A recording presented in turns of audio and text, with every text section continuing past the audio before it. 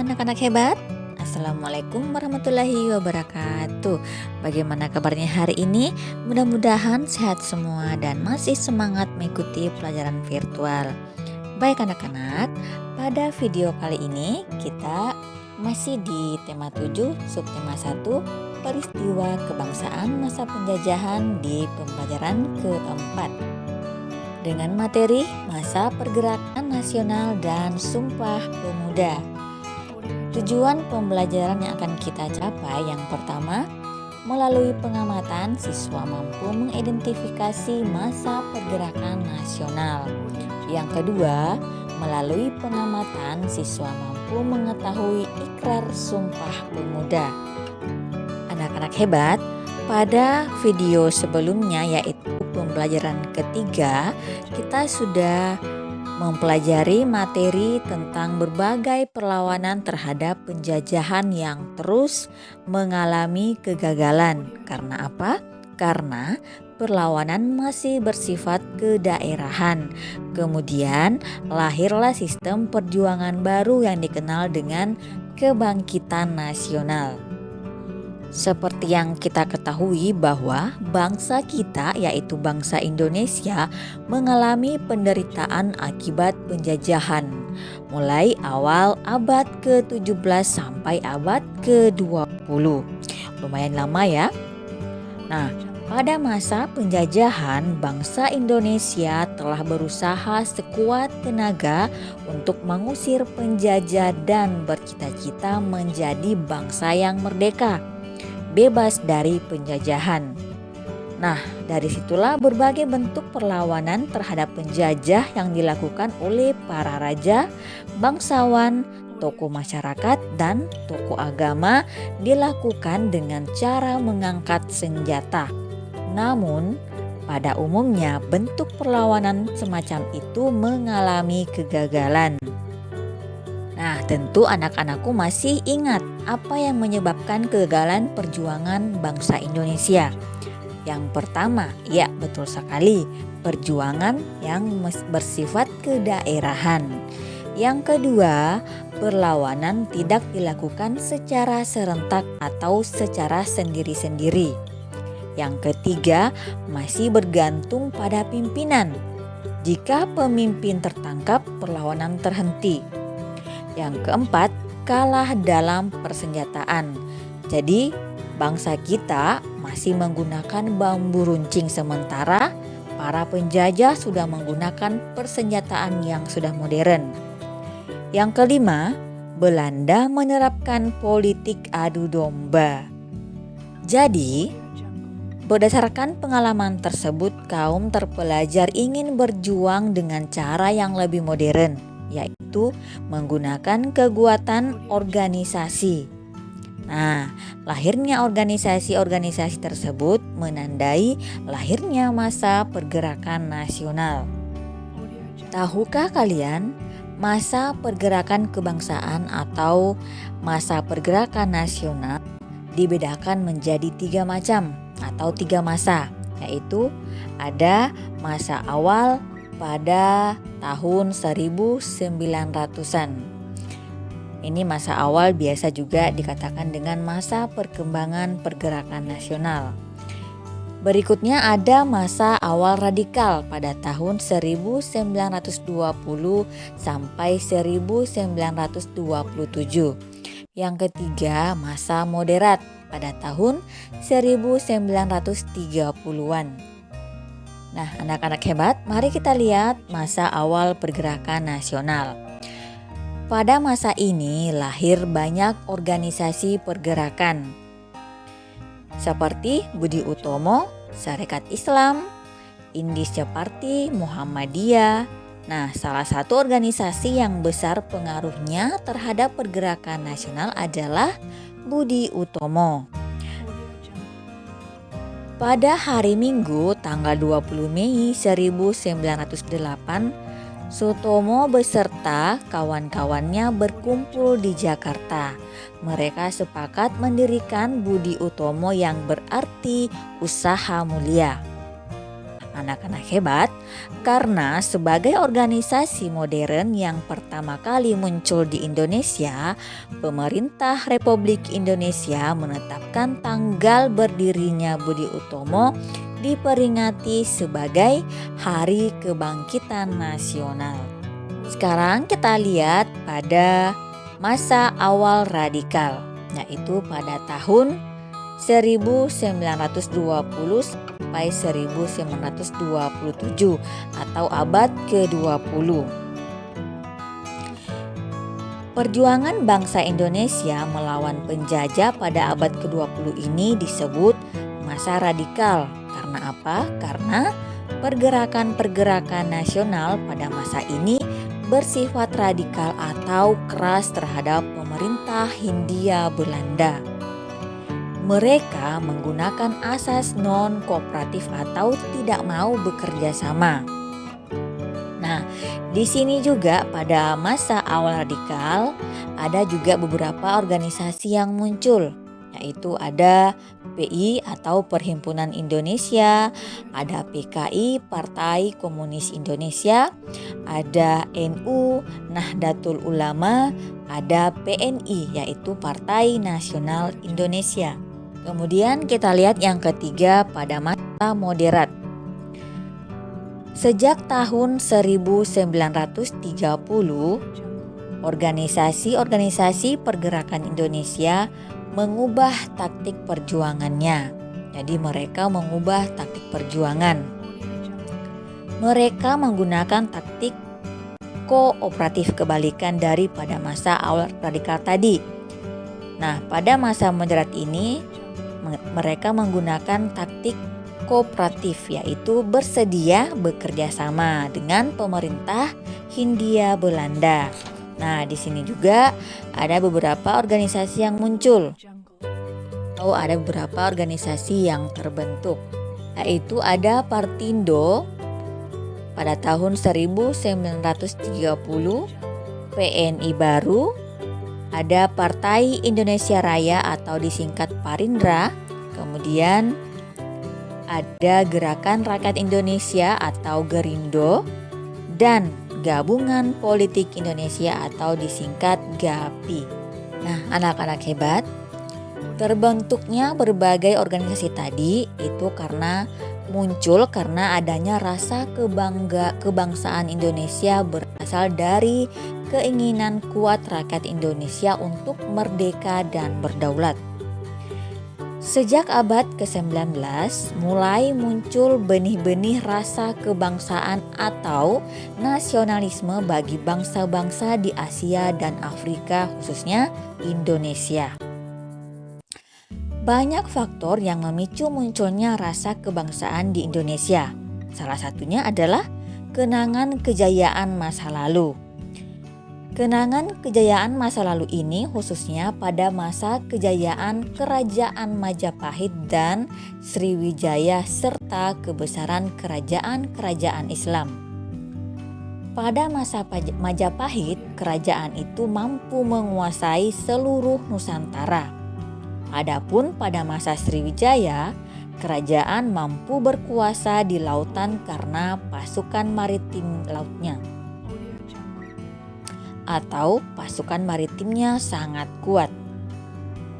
Anak-anak hebat, tahukah kalian bagaimana perkembangan masyarakat Indonesia pada masa munculnya rasa kebangsaan terjadi di berbagai bidang kehidupan? Jadi ada berbagai kejadian di berbagai bidang, di antaranya yang pertama yaitu di bidang pendidikan. Nah, anak-anak hebat, perkembangan pendidikan menyebabkan munculnya rasa para cendekiawan baik hasil dari pendidikan barat maupun pendidikan di Indonesia. Para cendekiawan ini menjadi pelopor dan pemimpin munculnya organisasi-organisasi pelajar dan mahasiswa untuk melawan penjajah. Seperti tadi ada Dr. Sutomo dan organisasinya yang dinamakan Budi Utomo. Kemudian yang kedua di bidang ekonomi. Ada upaya untuk penghapusan eksploitasi ekonomi asing. Tujuannya apa? Untuk membentuk masyarakat yang bebas dari kesengsaraan dan kemelaratan serta meningkatkan taraf hidup bangsa Indonesia. Perkembangan yang ketiga yaitu di bidang politik. Nah, anak-anak hebat, pada bidang politik ini banyak muncul organisasi-organisasi pergerakan yang menyuarakan aspirasi masyarakat pribumi yang telah hidup dalam penindasan penjajahan. Mereka ingin menghancurkan kekuasaan kolonial di Indonesia. Mulailah muncul paham-paham baru seperti nasionalisme, liberalisme, sosialisme, demokrasi, dan Pancasilaisme. Semangat nasionalisme pada masa ini digunakan sebagai paham ideologi bagi organisasi pergerakan. Salah satunya adalah Partai Nasional Indonesia yang diketuai oleh Insinyur Soekarno. Kemudian perkembangan masyarakat berikutnya ada di bidang sosial dan budaya. Mereka melakukan pembentukan identitas nasional. Seperti apa? Yaitu penggunaan nama Indonesia untuk menyebut negara kita. Hal ini diawali oleh J.R. Logan pada tahun 1850 dan istilah Indonesia makin populer sejak Sumpah Pemuda tanggal 28 Oktober 1928. Ada upaya untuk melindungi, memperbaiki, dan mengembalikan budaya bangsa Indonesia yang hampir punah karena masuknya budaya asing sejalan dengan masuknya penjajah di Indonesia. Anak-anak hebat, itulah tadi beberapa perkembangan masyarakat Indonesia pada masa munculnya rasa kebangsaan. Baik anak-anak hebat, sejak dirintisnya organisasi yang bersifat nasional tadi yaitu Budi Utomo, pemuda juga tergugah untuk membentuk organisasi-organisasi yang memperjuangkan nasib bangsanya. Semula di Indonesia terdapat macam-macam organisasi pemuda. Pada awal kemunculannya, organisasi-organisasi pemuda itu dapat dibedakan menjadi 3 macam, yaitu organisasi pemuda bersifat kedaerahan, organisasi pemuda bersifat nasional, dan organisasi pemuda bersifat keagamaan. Untuk menggabungkan semua organisasi tadi, organisasi kedaerahan menjadi satu kesatuan, mereka mengadakan Kongres Pemuda Indonesia.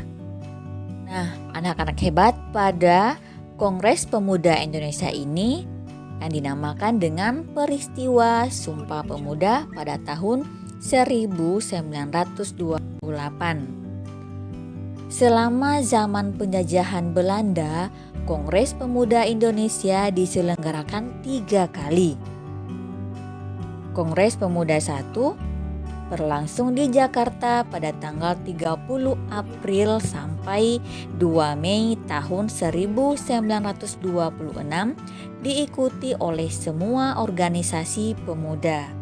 Namun, pada Kongres Pemuda Indonesia 1 belum dapat menghasilkan keputusan yang mewujudkan persatuan seluruh pemuda.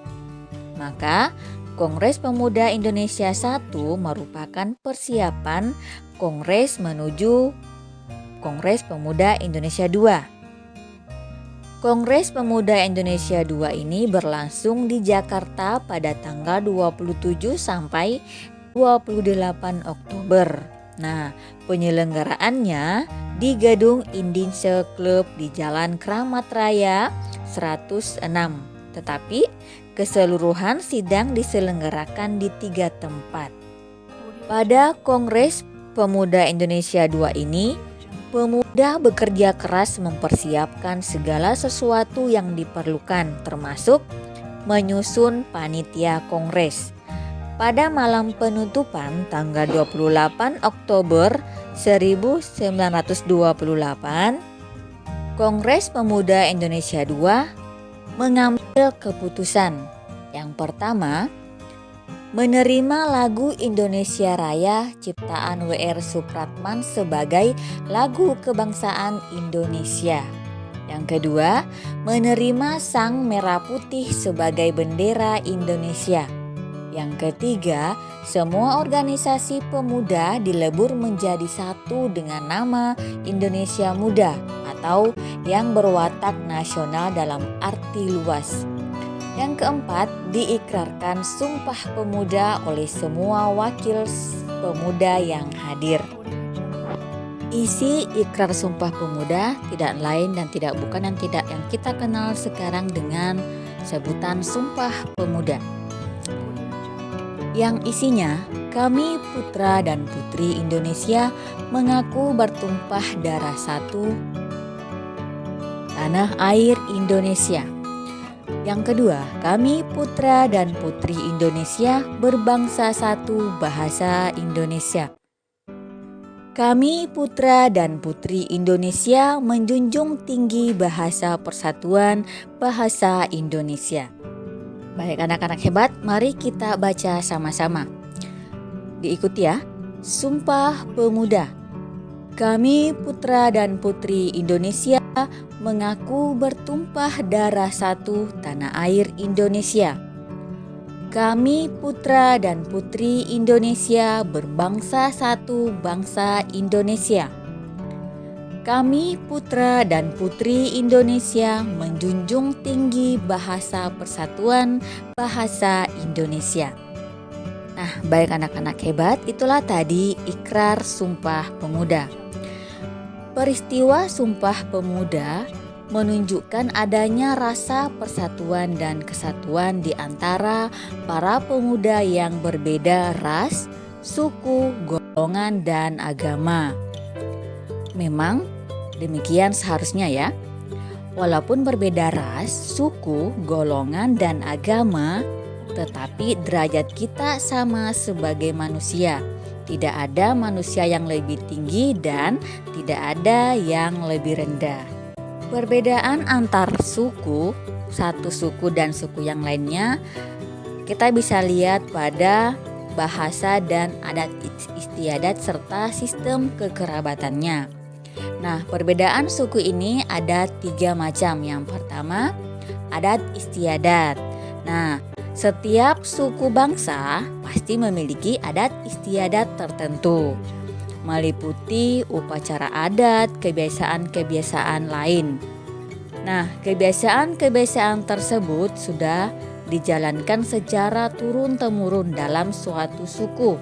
Contohnya kita bisa lihat pada upacara pembakaran mayat atau ngaben di Bali.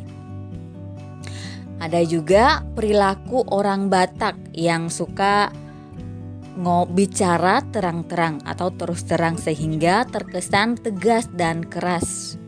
Kemudian ada pula pola perilaku orang Jawa khususnya Solo dan Yogyakarta yang suka berbicara hati-hati penuh dengan sindiran secara halus. Kemudian ada perbedaan bahasa daerah. Tiap suku bangsa biasanya memiliki bahasa daerah tertentu. Sebagai contohnya, suku Jawa memakai bahasa Jawa dalam melakukan percakapan sehari-hari. Suku-suku bangsa lainnya pun menggunakan bahasa daerahnya masing-masing. Baik, yang ketiga yaitu sistem kekerabatan. Sistem kekerabatan merupakan sistem keturunan yang dianut oleh suku bangsa tertentu berdasarkan garis ayah, garis ibu, atau kedua-duanya. Nah, anak-anak hebat, sampai juga kita di akhir pembelajaran. Dan sebelum Ibu menutup pembelajaran, Ibu ada 2 tugas buat kalian. Tugas yang pertama, mengisi diagram atau menjawab pertanyaan-pertanyaan yang ada pada gambar tersebut. Kemudian kalian tulis pada buku latihan kalian tulis soalnya kemudian dijawab. Begitu juga dengan tugas yang kedua. Nah, untuk tugas yang kedua ini mengisi titik-titik atau menjawab soal yang terdiri dari 10 nomor. Jadi kalian tulis masing-masing soalnya beserta jawaban, kemudian jangan lupa mengirimkan ke ibu guru agar kalian mendapatkan nilai. Baik anak-anak, sekian pembelajaran kita untuk hari ini. Sampai jumpa di video berikutnya. Patuhi protokol kesehatan, jaga selalu kebersihan. Mudah-mudahan kita semua dilindungi oleh Allah Subhanahu wa taala. Assalamualaikum warahmatullahi wabarakatuh.